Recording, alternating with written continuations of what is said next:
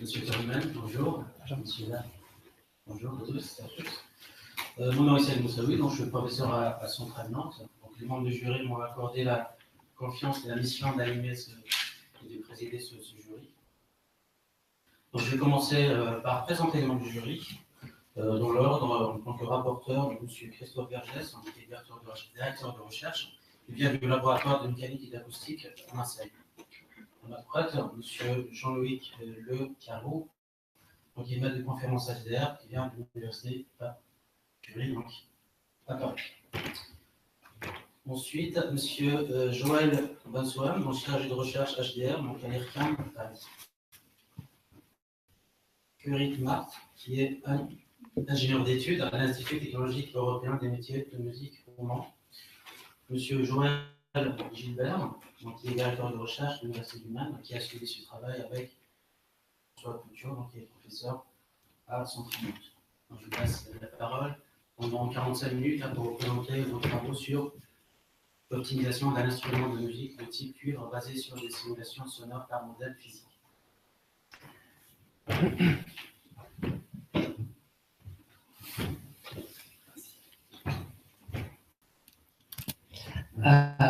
Merci Monsieur le Président, bonjour à tous. Donc, comme vous l'avez dit, ma thèse s'intitule Optimisation du cuivre basé sur des simulations sonores par modèle physique. Alors, ce sujet est le thème de l'aide à la facture instrumentale, ou plus précisément du développement d'outils d'aide à la facture instrumentale. Ce thème se divise en deux catégories. Tout d'abord, il y a tous les outils d'analyse des instruments de musique. Donc, on va analyser un instrument donné afin de déterminer ses qualités acoustiques. Donc, on peut choisir de faire des mesures sonores ou encore, par exemple, des expériences perceptives afin de déterminer la subjective d'un instrument.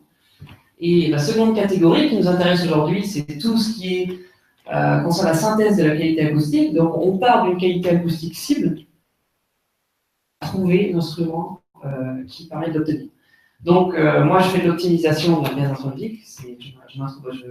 Je parle de cette seconde catégorie. Alors, le contexte industriel de la facture instrumentale, c'est un contexte artisanal, séculaire. Ça fait plusieurs centaines d'années qu'on fabrique des instruments de musique. Donc, c'est des méthodes qui sont empiriques. Et quand on cherche à modifier un instrument de musique, on part d'un instrument de musique existant et on va chercher, à partir d'ajustements, d'obtenir un certain son recherché. Donc, des méthodes de type prototypage. Et on va devoir fabriquer donc l'instrument et l'outillage utile à la fabrication d'instruments. C'est une procédure lourde et ça laisse beaucoup de place aux modèles physiques qui sont basés sur la théorie acoustique et les méthodes numériques qui sont sous-jacentes. Donc, ça permet notamment l'exploration large, puisque on peut explorer des instruments de tout type à partir du moment où on arrive à les décrire par les modèles physiques. On peut avoir des perfectionnements divers et variés. Il suffit de savoir les définir mathématiquement pour les étudier. Et troisième chose, on a un certain temps de réduction, on a une certaine réduction du temps de conception, étant donné qu'on ne navigue pas de prototype en prototype, mais on peut faire directement l'exploration large.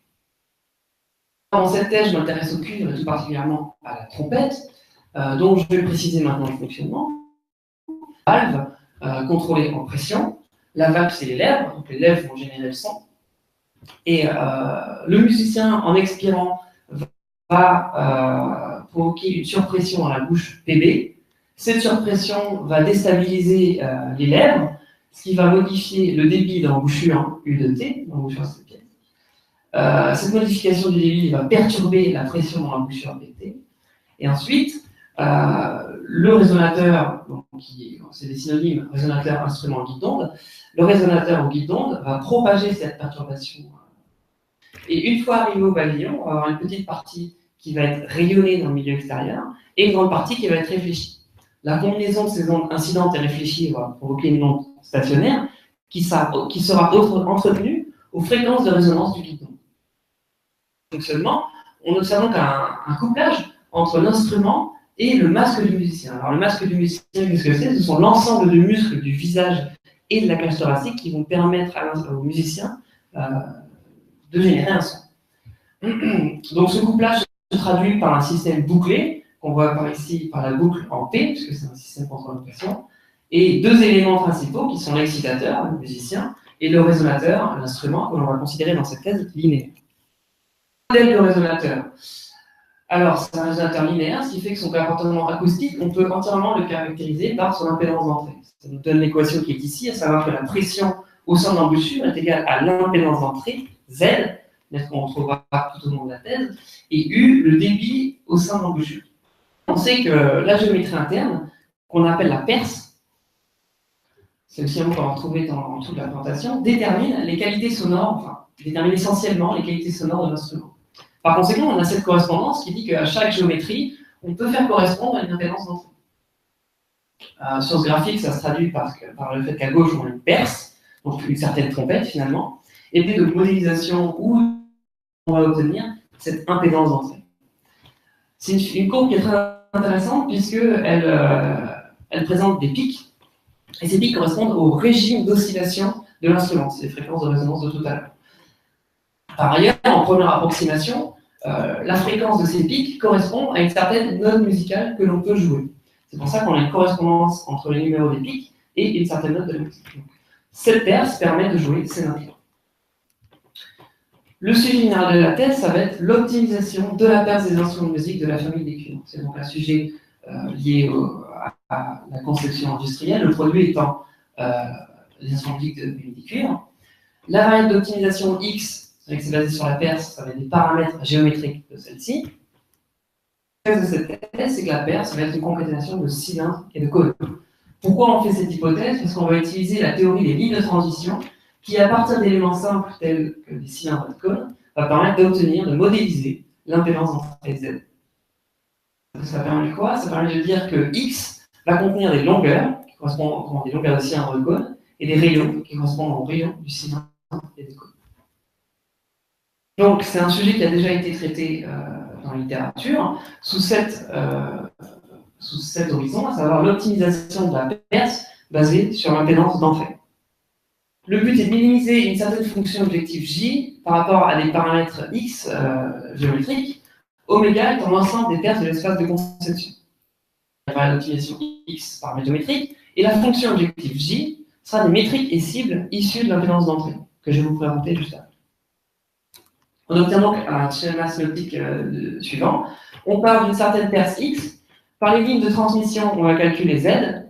Et puis, une fois qu'on a Z, on va calculer une certaine fonction objective J. Et on va itérer grâce à un algorithme d'optimisation jusqu'à obtenir une perce optimale. Les fonctions objectives, il y en a tout d'abord, on va parler de la reconstruction de la perce. C'est vraiment le problème inverse pur, puisqu'on va se donner comme cible une certaine impédance d'entrée et on va essayer de retrouver la perce à laquelle elle correspond. Autre type de fonction objective, tout ce qui concerne le perfectionnement des performances. On a dit tout à l'heure qu'en première approximation, la fréquence des pics correspond à la fréquence de la note musicale jouée. Donc on pourrait chercher à adapter ces fréquences-là pour améliorer la justesse de l'instrument. Objectif. Second type, on pourrait aussi s'occuper de la stabilité du son en ajustant la hauteur des pics. Alors, ce type d'optimisation présente un certain nombre de limites, deux qui sont particulièrement importantes, à savoir, tout d'abord, c'est difficile de déterminer des impédances types, des métriques cibles. Pourquoi? Parce que l'impédance d'entrée, ça reste un concept assez abstrait. C'est difficile de retrouver des concepts sonores. L'approche optimise l'instrument seul. En effet, pour obtenir l'impédance d'entrée, on n'a pas besoin d'avoir le musicien. Seule la perce est nécessaire. Les challenges de cette thèse, les défis, ça va donc être de faire de l'optimisation à partir de sons représentatifs. Donc on va vraiment travailler avec ce qu'on peut entendre. Et deuxième point, on va prendre en compte le masque du musicien et sa variabilité. Ça nous amène à notre page, à savoir optimisation à partir de simulation. Les objectifs de cette thèse, eh bien, ils sont doubles. Je viens d'en énoncer un, à savoir élaborer et implémenter une méthode d'optimisation de la perce basée sur des simulations sonores chromatophysiques. Mais ce n'est pas tout, parce que ça, c'est une méthode numérique, c'est basé sur un critère objectif. À la fin, on va avoir un optimum qui va correspondre à un certain calcul, par un certain chiffre, mais in fine, c'est le musicien, c'est l'être humain qui décide si un instrument est meilleur qu'un autre. Donc le second objectif, c'est d'entreprendre des expériences afin d'étudier la capacité du modèle physique à simuler des sons perceptiblement différents. Je viens de finir l'introduction de ce sujet. Maintenant, passons au cœur du travail, à savoir l'optimisation à partir de simulation. Tout d'abord, je vais parler par modèle physique, ensuite la procédure d'optimisation, la méthodologie, et enfin un cas d'étude. Alors, les simulations sonores par modèle physique. Le modèle physique. Ce schéma le résume assez simplement. Qui vont varier au cours du temps, à savoir la pression au sein de l'embouchure, le débit au sein de l'embouchure et l'ouverture interlèvre, H. La première équation va concerner l'oscillation des lèvres, qui sont symbolisées par un oscillateur amorti à une dimension, à une masse, qu'on retrouve ici, avec en cyan les paramètres liés au masque des musiciens. Deuxième équation, on va avoir l'écoulement non linéaire de la bouche à l'embouchure, qui va relier le débit, l'ouverture et la pression, UHP. Et troisième équation, on la connaît déjà, c'est ce qui va caractériser l'influence du résonateur sur le système, à savoir P est égal à Z fois U, Z étant l'impédance d'entrée. Alors, ça c'est pour le modèle physique, c'est un système non linéaire, on va devoir utiliser des méthodes un peu particulières pour pouvoir trouver des solutions à ce système, et nous on utilise en l'occurrence une méthode fréquentielle qui est d'équilibrage harmonique. Donc c'est une méthode qui est très présente dans la littérature, qui est utilisée depuis de nombreuses années, qui suppose une solution de cette forme-là, donc c'est une troncature de série de Fourier, où on a grand N harmonique, avec une certaine fréquence de jeu. Donc partant d'un certain jeu de paramètres, Z étant l'instrument et tous ces paramètres étant liés au masque du musicien, on va réussir à produire un son en régime permanent, par cette méthode qui est itérative. La fréquence de jeu F, donc la fréquence de la note jaune, et l'amplitude des harmoniques PM. La grande difficulté de cette méthode, c'est qu'elle a besoin d'un son initial pour pouvoir commencer.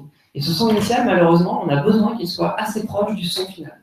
Ça, c'est une contrainte qui est assez grande et qui apporte un certain problème théorique qui est que la non-convergence de la méthode,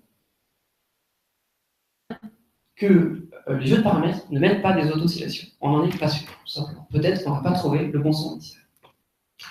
Alors maintenant, en termes de paramètres que l'on va faire varier dans cette thèse, ce sont ces trois paramètres en orange-rouge. Donc tout d'abord, la fréquence de résonance des lèvres, FL, qui va, plus FL est élevé, plus la note, plus le régime sélectionné sera élevé, en sachant que ça règle aussi la fréquence d'un régime seul. Deuxième point, la pression dans la bouche PB, qui va caractériser la dynamique de la note. Si PB est faible, un son plutôt piano, si PB est fort, un son fortissimo. Troisième paramètre, ça va être la masse surfacique des lèvres, qui va rajouter un peu de variabilité à nos paramètres de contrôle. Trois autres paramètres de contrôle fixes, que l'on prendra, égaux à ces valeurs. Ça nous donne, en résumé, ce bloc-ci pour parler des simulations par équilibrage harmonique. En entrée, on va avoir une certaine impédance d'entrée qui caractérise la perce de l'instrument. On va aussi fournir un certain son initial, comme je l'ai expliqué tout à l'heure. Et en contrôle, on va avoir le masque du musicien avec trois paramètres variables et trois paramètres fixes. En sortie, on aura la fréquence de jeu, la fréquence de la note jouée, et les harmoniques de P0 à P. Maintenant, un peu d'écoute. Tout d'abord, donc en choisissant deux paramètres FL différents, toutes choses égales par réel.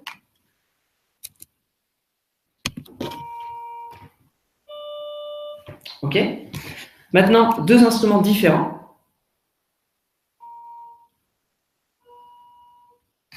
Et enfin, deux dynamiques différentes. Alors là, on veut aussi essayer de vous montrer quelque chose caractéristique dynamique des cuivres. Quand on joue plus fort un cuivre, on dit que le son a tendance à être plus brillant, plus métallique, plus clinquant. Vous pouvez utiliser le mot que vous voulez. Donc pour cela, on a, après avoir simulé, normalisé les fréquences de jeu. Donc normalement, c'est juste une différence vraiment liée au timbre.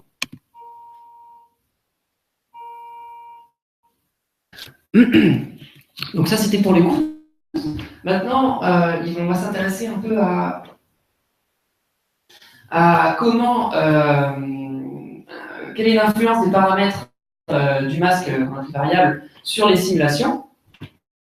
Donc ce graphe va vous montrer là, quand on a des points gris, ça veut dire qu'on n'a pas convergé, et les points de couleur correspondent à des convergences, donc on a eu auto-oscillation, et la couleur correspond au régime qui est joué. Donc, un petit film pour mieux comprendre cette forme en trois dimensions. Déjà, la première chose qu'on peut voir, c'est que pour une note donnée, la plupart de l'espace est vide, en fait. Et ça, c'est quelque chose d'assez important. Deuxième chose, plus on joue des régimes élevés, plus le volume des paramètres viables est faible, ce qui est quelque chose qu'on retrouve quand on joue de la trompette, c'est-à-dire que quand on essaie de jouer des régimes élevés, il va falloir être très précis sur son masque. Et dernier point aussi intéressant, c'est quand on augmente la pression dans la bouche PB, eh bien, on va pouvoir mieux converger. Et ça, c'est quelque chose qu'on retrouve, c'est que quand on joue les régimes élevés, quand on joue très fort, on arrive à les jouer plus facilement. Voilà, donc on a une réduction de l'espace au paramédial. Donc ça, c'était pour l'étude des simulations. Procédure d'optimisation elle-même. Donc, le problème, ça va être d'intégrer la variabilité du musicien dans la boucle d'optimisation. Et pour ça, il va falloir trouver les masques représentatifs de la trompette. L'hypothèse qu'on a choisie ici, c'est de travailler avec un ensemble de masques. Le problème, c'est qu'on ne peut pas définir un ensemble de masques fixes pour chaque perce, quelle que soit la perce. Il va falloir définir des ensembles de masques pour chaque perce. Donc, ce que ça veut dire, c'est qu'il y a une image que vous avez vue tout à l'heure, quand on change d'instrument, eh bien, ils vont se déplacer, en fait. Et donc, nous, on a décidé donc, de faire une sélection de masques aléatoires pour chaque perce. Ce schéma caractérise vraiment le cœur de la méthodologie employée. Donc, on part d'une perce, on va, sachant cette perce, sélectionner un ensemble de masques représentatifs qui vont être choisis aléatoirement, et ce sera aussi un nombre fini, puisqu'on fait une méthode numérique par ordinateur. Ça va nous caractériser un certain ensemble qu'on va appeler phi. Donc phi, c'est l'ensemble des masques qu'on va choisir. De ce phi, on va simuler tous les sons. L'ensemble de sons, on va calculer des caractéristiques moyennes. On va estimer, des caractéristiques moyennes. Estimer, puisqu'on se base sur un ensemble fini, donc on va être autour de cette valeur exacte. Et une fois qu'on aura ces caractéristiques sonores moyennes, eh bien, on va calculer la fonction objectif J. Je vous montrerai des exemples tout à l'heure. Alors, le problème, la difficulté, c'est qu'il y a un aléa. On va choisir aléatoirement le nombre de masques.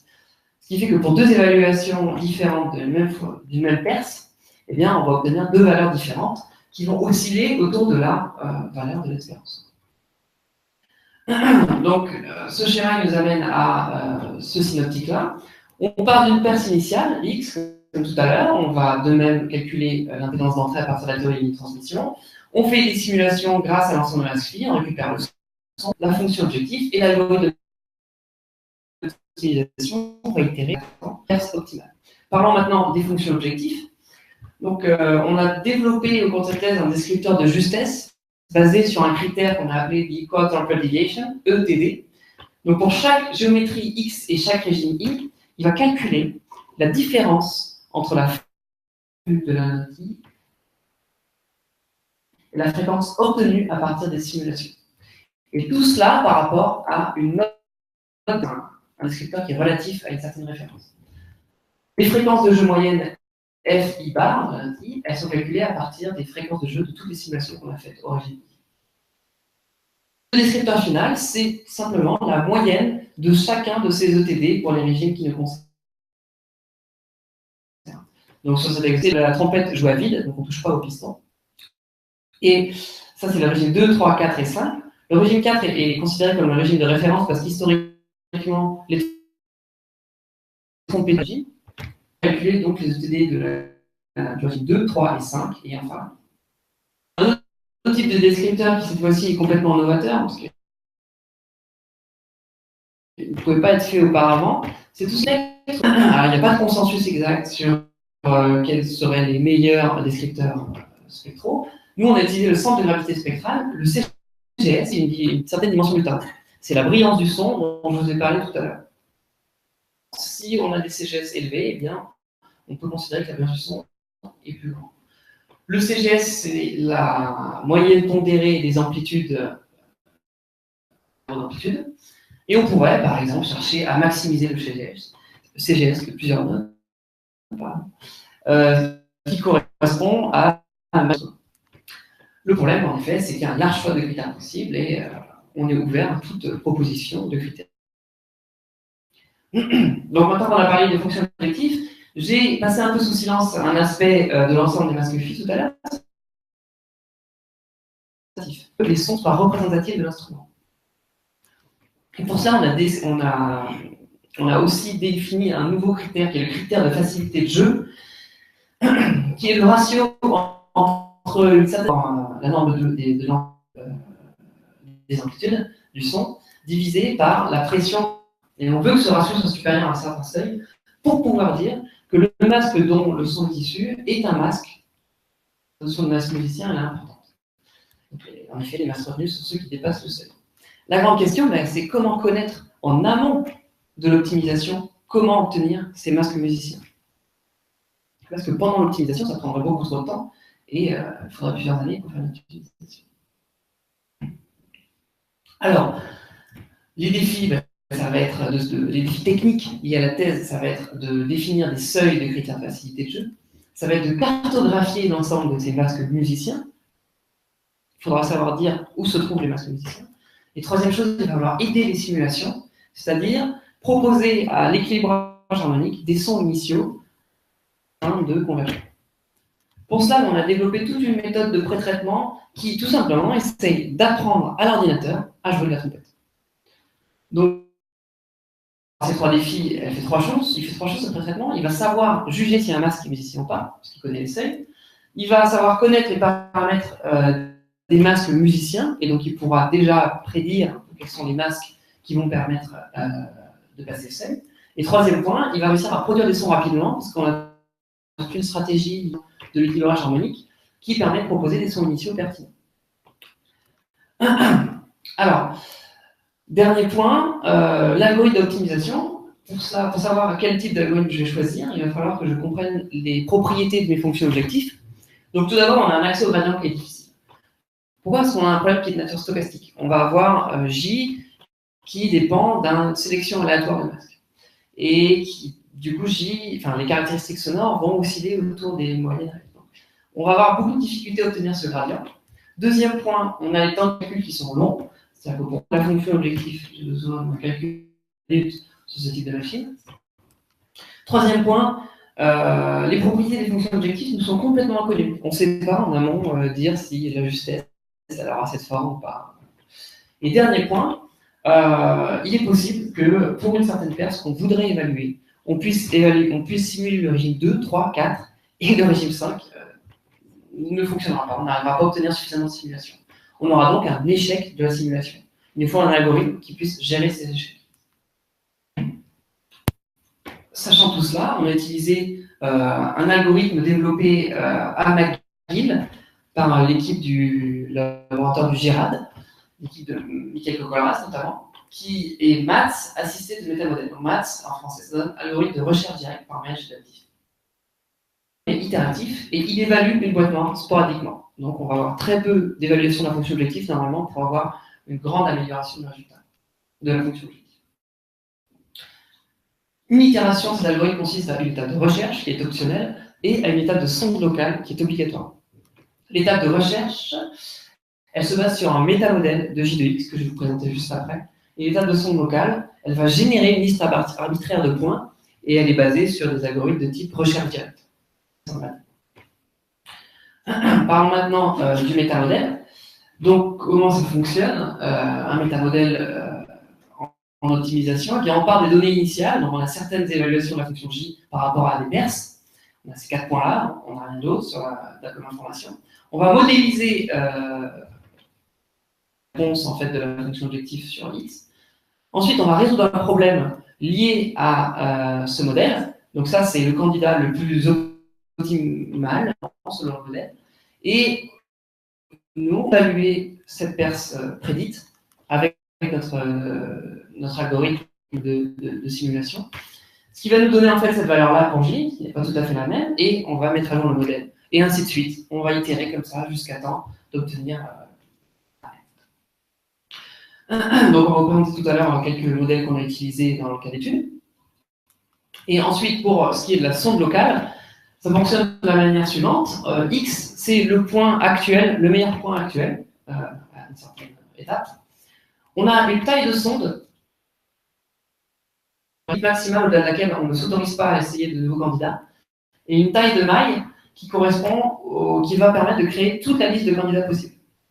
On se rend compte que la taille de maille est égale à la taille de sonde, donc on a 1, 2, 3, 4, 5, 6, 7, 8 candidats possibles. 3 ont été sélectionnés, T1, T2, T3.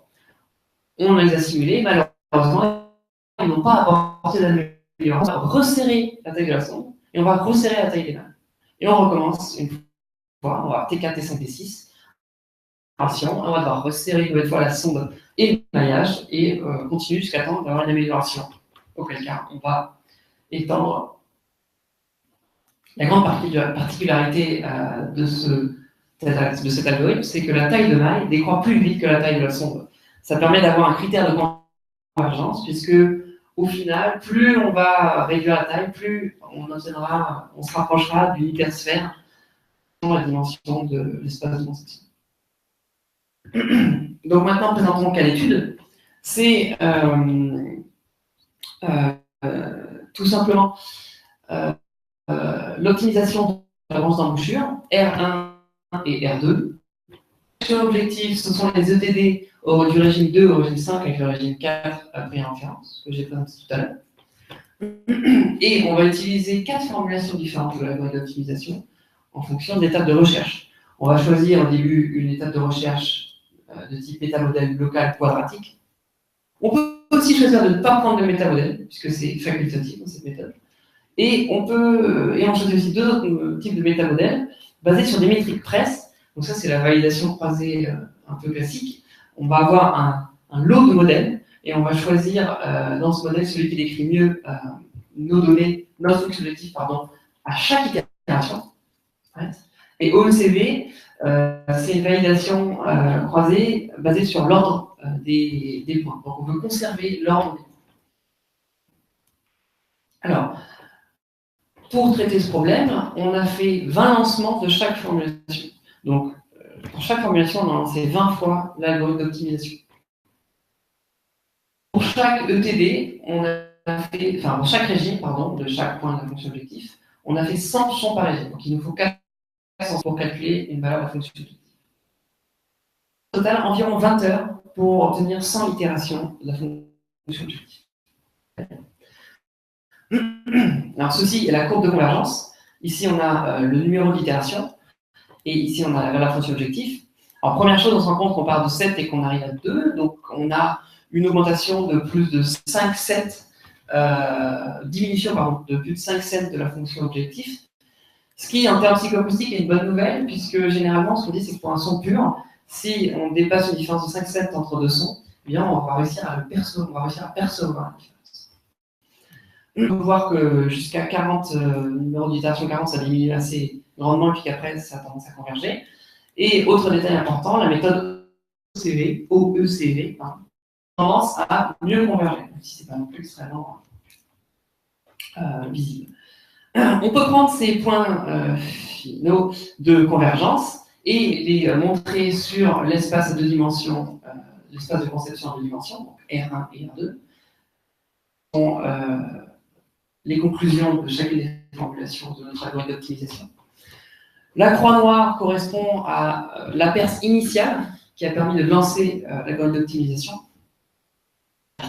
Et toute cette surface en mosaïque représente une évaluation de la fonction objectif au point de l'espace de conception considéré. Et donc, ça nous permet de conclure qualitativement que notre algorithme d'optimisation a l'air de converger vers le... Bon, là, évidemment, c'est un cas de dimension qui est assez simple, mais c'est quand même rassurant dans un premier temps. En termes de perce produite initiale et les autres lignes représentent chacune des formulations, on a quand même des différences de quelques dixièmes de millimètres, ce qui a un impact quand même pas négligeable sur l'instrument. Et finalement, un petit ajout par rapport au manuscrit, ce qui n'est pas présenté, c'est la différence qu'il y a entre les valeurs de la fonction objectif par rapport à notre méthode basée sur les simulations et les valeurs obtenues en utilisant la fonction objectif basée sur les impédances d'entrée. On peut utiliser comme fonction objectif une fonction de justesse. En utilisant aussi notre méthode de TD sur les impédances d'entrée, la position fréquentielle des pics, on obtient ce graphe-là. Et la première chose qui choque, c'est que ce n'est pas du tout les mêmes formes. En fait, on n'a pas du tout les mêmes formes et les mêmes amplitudes de fonctions objectives, ce qui apporte quelque chose dans la communauté qui avance basé uniquement sur cela pour conclure quant à l'optimalité d'une perce. D'ailleurs, il y a une différence de quelques 10 mm entre ces deux optiques. Donc c'est tout pour la méthodologie. Maintenant, je vais parler de la validation perceptive. Alors, comme on l'a dit, tout ce travail, c'est une étude numérique qui est basée sur un critère à partir de simulation sonore. C'est donc un critère qui est objectif. Or, in fine, c'est le musicien qui va décider si une perce est meilleure qu'une autre, si un instrument est meilleur qu'un autre. Il faut donc nécessairement s'intéresser à des validations perceptives. Le but qu'on s'est fixé pour cette étude perceptive, c'est d'étudier les différences perceptibles entre une perce optimale et les perces courantes. À concevoir un test perceptif de discrimination, on cherche seulement à savoir s'il y a une différence perceptible entre la trompette optimale et d'autres trompettes d'intérêt. On se base sur une certaine étude numérique. Elle ressemble beaucoup à l'étude numérique de dimensions, mais cette fois-ci elle a 5 dimensions. Donc la variable d'optimisation X, ces 5 dimensions, ce sont la profondeur de l'embouchure. Ici, on observe une demi-perce. Donc ça, c'est l'embouchure, et ça, c'est la branche d'embouchure. L1, c'est la profondeur de l'embouchure, et R1, R2, R3, R4, ce sont 4 rayons situés sur la branche d'embouchure.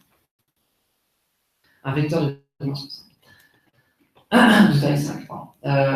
La fonction objective J, c'est la même que présentée précédemment, donc c'est la justesse de l'instrument, basée sur les ETD du régime 2, 3 et 5, avec comme référence le régime 4. Étudier, il y en aura 3. La trompette de référence, qui est la trompette initiale qui a permis de lancer les optimisations, en trait noir foncé. La trompette optimale, qui est celle qui présente une certaine contraction puis une autre dilatation juste après. Et une trompette élémentaire qu'on a choisie parce qu'elle avait une valeur mauvaise de la fonction objectif, qui est la trompette qui se contracte un peu sur la. En termes de performance justement objective, voici le graphe qui décrit ces 3 trompettes. Donc l'axe vertical, ça va être la justesse, les 7. Ça va être J de X, la fonction objectif. On se rend bien compte que la trompette élémentaire est bien moins bonne que les deux autres. Trompette de référence et trompette optimale. Au régime 2, c'est la même histoire. On peut noter la limite des 5 cents de tout à l'heure. Donc on pourrait s'attendre, on pourrait imaginer que les trompettes qui passent sous la barre des 5 cents pour un certain régime ne pourront pas être différenciées. Enfin, je veux dire, la différence entre deux colonnes, si la différence entre deux colonnes est inférieure à 5 cents, on pourrait supposer qu'il n'y aura pas de différence perceptible entre les deux trompettes à ce régime. C'est la même histoire, à part que cette fois-ci, on a la trompette de référence qui est aussi supérieure, qui présente une différence supérieure à 5 cents avec la trompette optimale. Et enfin, il paraît assez étonnant, mais on ne pouvait pas vraiment s'y attendre, la trompette élémentaire a une meilleure performance, présente une meilleure performance que la trompette de référence. Voilà. En sachant que tout de même, on n'est pas très loin de la limite des 5 cents par rapport à la trompette optimale, donc ça risque d'être difficile pour les sujets d'entendre une différence. En termes d'études, qu'est-ce qu'on cherche à faire? On va étudier 2 couples. On va étudier le couple trompette optimale et le couple trompette optimale contre trompette élémentaire. On va étudier par rapport à 3 régimes, le régime 2, 3 et 5, accordés sur le régime 4, puisqu'on a toujours ce régime de référence. T-opt par rapport à T et E, eh bien, c'est ce qu'on cherche à savoir si l'espace de conception présente vraiment un intérêt, à savoir, est-il assez large pour présenter des différences perceptibles. Et deuxième couple, T-opt par rapport à T-ref, là le but c'est de savoir si notre procédure d'optimisation a réussi à produire une trompette perceptiblement différente de la trompette initiale. L'étude participe donc à 6 épreuves distinctes. Pourquoi? Parce qu'il y a 3 régimes multipliés par 2 groupes. C'est quand même assez conséquent. Alors, l'hypothèse que l'on se pose en termes de stimuli par rapport à cette étude, ça va être que chaque régime de chaque trompette est représenté par le son moyen de l'ensemble des masques musiciens. Voilà. C'est les sons qu'on va faire écouter. Ce sont les sons moyens issus de l'ensemble des masques musiciens. On a mis en place un test de type Same Difference. Ils vont donc écouter des paires de sons. Les sujets vont écouter des paires de sons et ils devront indiquer si les sons qu'ils entendent sont différents ou identiques. Pour cela, il va falloir créer 4 paires de sons pour chaque couple, trompette A, trompette B, origine K, la paire son A, son B et son A, son A, son A, son B, son B. Ça nous amène à faire, étant donné qu'on va besoin aussi de répéter, on va faire répéter chaque paire 4 fois, eh bien, ils vont devoir écouter 84 paires. Voici l'interface que les sujets ont observé qu'ils ont dû répondre. On va cliquer sur jouer pour entendre les sons, puis décider en cliquant sur identique ou différent, c'est identique ou différent. Ok, vous voulez. Je vous fais écouter une paire qui est assez marquée. Normalement, vous allez entendre les différents, je pense. Et une paire bien moins marquée, qui pourtant fait écouter des sons qui sont différents. Donc c'était régime 3 et après régime 5. Voilà. Donc ça, c'était pour vous présenter un peu le contexte de l'étude. La méthode d'analyse, comment on dépouille les résultats? On va récupérer tous les résultats sous une forme de matrice de confusion. Donc en colonne, on a la condition, savoir est-ce que la paire était vraiment différente ou identique, et la réponse des sujets en ligne, est-ce qu'ils ont répondu différent, est-ce qu'ils ont répondu identique. Donc la diagonale, c'est les bonnes réponses, et la diagonale, c'est les mauvaises réponses. Et nous, on va utiliser tout particulièrement le descripteur D', qui, issu de la théorie de détection du signal, qui représente la propension de sons différents à être jugées différentes par un sujet. Qu'est-ce qu'on peut dire sur ce descripteur comme ça de but en blanc? C'est que les performances du sujet sont excellentes si la valeur est supérieure à 4,65. Mais en réalité, quand on observe, quand on fait une expérience perceptive réelle, on observe que l'D' est souvent inférieur à 2. Et nous, l'hypothèse ici, c'est de dire que le participant distingue si D' est supérieur à 1. L'épreuve a été passée par 9 filles et 23 garçons, 16 non-musiciens et 16 musiciens, et on s'est rendu compte que ça avait un impact. On est équilibré en termes de musiciens et non-musiciens. Et voici les résultats qu'on présente à partir des D' moyens. Donc pour chaque groupe et chaque cas, chaque couple, je présente les D' moyens. La comparaison entre la trompette optimale et la trompette élémentaire, on se rend compte que quel que soit le groupe musicien ou non musicien, on arrive toujours à distinguer, c'est-à-dire qu'on a toujours des valeurs supérieures à 1, sauf pour le régime 5 du groupe non musicien, où là, ça a été très difficile pour eux de distinguer les deux sons. Vous pouvez l'imaginer par rapport à ce que je vous ai dit tout à l'heure. Deuxième axe de... Donc, déjà, ce qu'on peut conclure sur ça, c'est que, en effet, apparemment, l'espace de conception est suffisamment large pour présenter des différences perceptibles entre les trompettes de l'espace de conception, du moins sur un exemple. Ensuite, comparaison entre la trompette optimale et la trompette de référence, ça nous intéresse d'autant plus. On se rend compte qu'il y a une vraie différence entre la performance des musiciens. Donc, pour nous, musicien, c'est quelqu'un qui joue d'un instrument plus long de 10 ans. La performance des non-musiciens. Les non-musiciens ont vraiment eu des difficultés à distinguer les différences entre les sons écoutés. Au régime 2, c'est très faible. Au régime 3, c'est très faible. Le régime 5, ils ont réussi à le différencier, apparemment. Un peu étonnant, mais bon, il devait y avoir un aspect du timbre du son qui permettait aux gens de les distinguer. Et pour les musiciens, par contre, là, on a des distinctions à chaque fois. Le régime 2, bon, c'est très proche de 1, mais c'est quand même supérieur. Et le régime 5, on réussit à être distingué. Donc ça a l'air aussi de confirmer le fait que nos procédures d'optimisation produisent des trompettes qui sont perceptiblement différentes les unes des autres. Voilà, donc maintenant je vais conclure cette présentation. Les contributions de cette thèse sont de 3 types. Tout d'abord, par rapport à l'aide à la facture instrumentale, on a réussi à intégrer de systèmes auto-oscillants dans une procédure d'optimisation. Ça n'a pas été fait auparavant. Enfin, on arrive à exprimer le musicien virtuel au travers de cette optimisation dans la recherche optimale. Ensuite, en termes de méthode d'optimisation basée sur des simulations, donc beaucoup plus larges, je parle d'Optim vraiment, on a réussi à prendre en compte les paramètres de contrôle dans une procédure d'optimisation basée sur des simulations. Chose qu'on ne retrouve pas très souvent. Et comment on a fait ça? On a réussi à gérer la complexité et de manière générale le fléau de la dimension par un pré-traitement qui est assez technique. Deuxième point des contributions, au niveau validation perceptive et psychoacoustique, on est allé plus loin dans la compréhension du modèle et la compréhension que le modèle présente. Donc ça, c'est l'étude que je n'ai pas présentée, qui se trouve dans le manuscrit de tête. Et on a réussi à concevoir aussi une étude perceptive qui jugeait de l'intérêt de nos optimisations, du moins sur un premier angle préliminaire. Ça, c'est pour les contributions. Et pour les perspectives, elles ont 4 sens. D'abord, au niveau de l'acoustique, on pourrait dire déjà que peut-être qu'un résonnateur linéaire non linéaire serait plus intéressant, parce on aurait des plus grandes différences quand on fait bouger la dynamique, par exemple, varier la dynamique, pardon.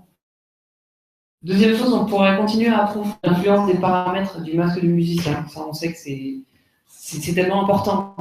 Il faudrait dépenser des ressources dans cette étude-là. Deuxième point des perspectives serait les méthodes d'optimisation. On pourrait cette fois-ci s'intéresser à des masques seuls et pas à un groupe de masques. Je n'ai pas parlé d'incertitude là, mais il faut contrôler les incertitudes. Et ça, c'est quelque chose un travail que je suis en train de mener à l'heure actuelle. Troisième point, les perspectives au niveau contexte industriel. Il faut essayer de travailler avec les facteurs d'instruments de musique pour définir, et puis les musiciens, pour définir des critères intéressants et des cibles intéressantes. Et une autre chose importante, c'est qu'ici, on se base sur des sons en régime permanent, ce qui veut dire qu'on n'a pas accès à l'attaque du son et Donc, utiliser des simulations sonores temporelles permettrait de pallier à ce défaut. Et dernier point, au niveau psychoacoustique, il faut persévérer dans l'analyse subjective et des optima liés à nos méthodes. Alors finalement, ce travail il a permis de publier 2 articles dans des revues internationales, un article en cours, et au niveau de la transmission du travail, j'ai commencé à mettre en ligne mon travail sur GitHub en le compartimentant et en le rendant clair pour le public. Je vous remercie de votre attention et vous passez aux questions.